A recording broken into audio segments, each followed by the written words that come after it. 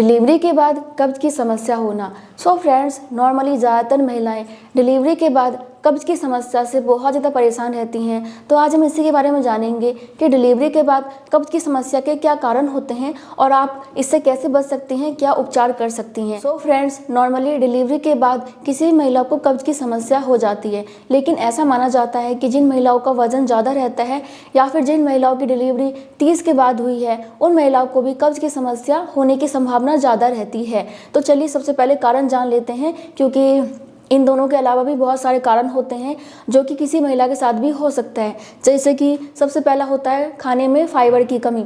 अगर डिलीवरी के बाद आपका खान पान ऐसा है जिसमें कि फाइबर की मात्रा कम है या फिर बिल्कुल नहीं है, तो ऐसे में कब्ज़ की समस्या हो जाती है। जैसे कि हरी पत्तेदार सब्जियां हो गई, फल वगैरह हो गए, जूस वगैरह, या फिर आपके अनाज हो गए जिसमें कि दलिया, ओट्स वगैरह आते हैं। तो अगर आप इन चीज़ों को नहीं खाती हैं, फाइबर नहीं लेती हैं, तो ऐसे में कब्ज़ की समस्या हो जाती है।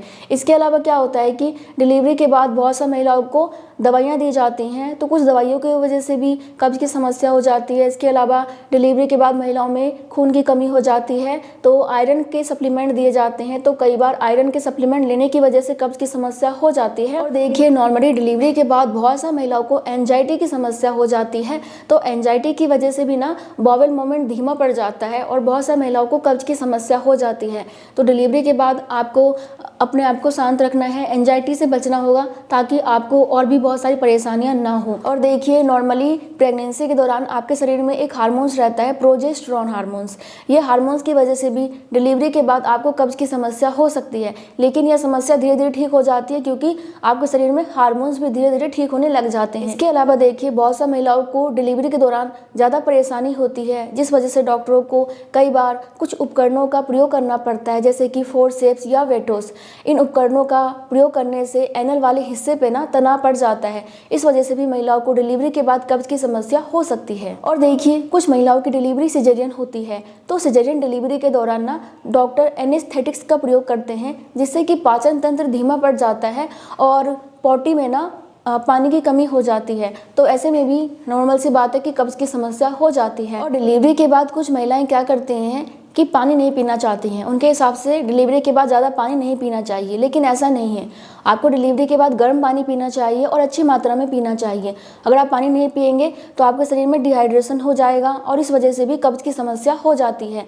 तो पानी ठीक से पीजिए और अपने शरीर को हाइड्रेट रखिए। इसके अलावा आपको पता ही होगा कि डिलीवरी के बाद आपको आराम करना होता है, बिल्कुल भी एक्टिव नहीं रहते हम, तो इस वजह से भी कब्ज़ की समस्या हो जाती है। क्योंकि अगर आप टहलते हैं, कुछ ना कुछ काम करते हो, तो आपका पाचन तंत्र अच्छे से काम करता है, खाना अच्छे से पच जाता है। लेकिन डिलीवरी के बाद केवल आराम करना होता है, इस वजह से भी कोई भी मूवमेंट ना करने की वजह से भी कई बार कब्ज़ की समस्या हो जाती है। और देखिए, कुछ महिलाओं के साथ क्या होता है कि डिलीवरी के बाद ना उनको पाइल्स की प्रॉब्लम हो जाती है, यानी कि बवासीर की प्रॉब्लम हो जाती है। और ऐसे में या तो आपको काफ़ी ज़्यादा दर्द होता है, यानी कि पोटी करते समय आपको काफ़ी ज़्यादा दर्द होता है, या फिर आपको ब्लड भी आ सकता है, या फिर आपके साथ दोनों भी हो सकता है। तो आपको ऐसे कंडीशन में डॉक्टर से मेडिसिन लेके आना है, क्योंकि ये एकदम से ठीक नहीं होगा और अपने आप ठीक नहीं होगा। इसके लिए आपको डॉक्टर से मेडिसिन ही लाना होगा। बाकी आप घरेलू तरीके जान लेते हैं कि आप क्या घरेलू तरीके अपना सकती हैं। तो फ्रेंड्स देखिए, नॉर्मली सबसे पहला यही है कि आप अपने खाने में फाइबर को शामिल करें, यानी कि आपको कुछ ऐसा खाना है जिससे कि आपको फाइबर अच्छी मात्रा में मिल सके। तो इसके लिए आप ओट्स खा सकते हैं, मिल्क ओट्स बना के खाइए। इससे आपको बहुत सारे फायदे मिलेंगे और इससे आपका पेट भी अच्छा रहेगा, क्योंकि इसमें बहुत ही अधिक मात्रा में फाइबर होता है। आप दलिया भी खा सकती हैं। इसके अलावा कुछ फल होते हैं, जैसे कि आपका सेब हो गया या फिर नाशपाती हो गया, इनमें भी आपको अच्छी मात्रा में फाइबर मिल जाता है और ये भी आपके पेट को अच्छा रखते हैं।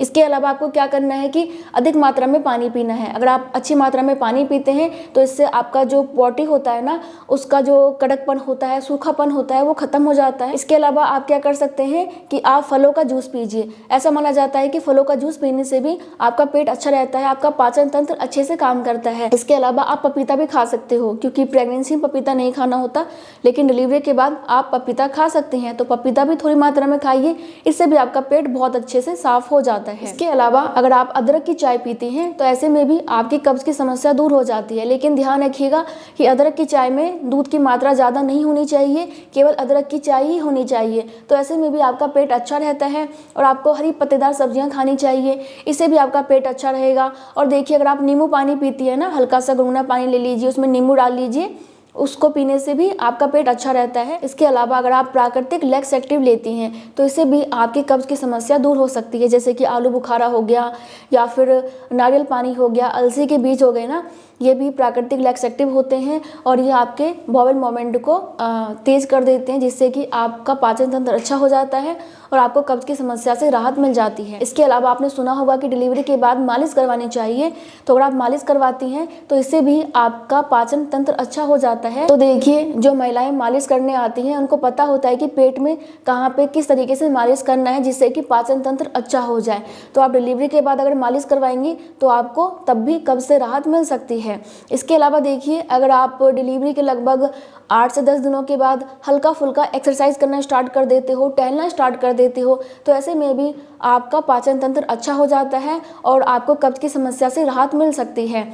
तो हल्का फुल्का टहलना स्टार्ट कर दीजिए और हल्का फुल्का डॉक्टर से पूछ के एक्सरसाइज कर सकते हैं, तो ऐसे में भी आपका पेट अच्छा रहता है और आपको कब्ज़ की समस्या नहीं होती है। सो फ्रेंड्स, डिलीवरी के बाद कब्ज़ की समस्या दूर करने के लिए आप इन चीज़ों को खा पी सकते हैं। इसके अलावा आपको कुछ चीज़ों का ध्यान और रखना चाहिए, जैसे कि देखिए, सबसे पहला ये कि जब आपको पोटी आ रही होती है तो आपको उस समय पोटी करने जाना है, क्योंकि कई बार ऐसा हो जाता है ना कि हमारा मन नहीं करता या फिर किसी और कारण की वजह से हम उस टाइम नहीं जाते हैं जब हमें पोटी आती है, बाद में जाते हैं, तब तक पोटी सूख जाती है और आपको कब्ज़ की समस्या हो जाती है।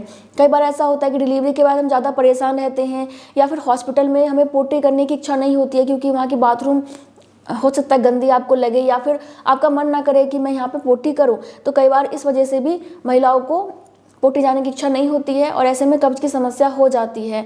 और कई बार ऐसा होता है कि हम बहुत ज़्यादा जोर लगाते हैं पोटी करते समय, तो आपको ऐसा भी नहीं करना है, क्योंकि ऐसे में आपका एनल फट सकता है और आपको दिक्कत होगी, बवासीर की परेशानी हो जाएगी। इसके अलावा ऐसा भी माना जाता है कि अगर आप गर्म पानी पी के थोड़ी देर टहल लेते हो तो इससे भी पोटी आने के चांसेस होते हैं, या फिर कुछ लोगों को चाय पीने के बाद पोटी आ जाती है, कुछ लोगों को कॉफ़ी पीने के बाद पोटी आ जाती है।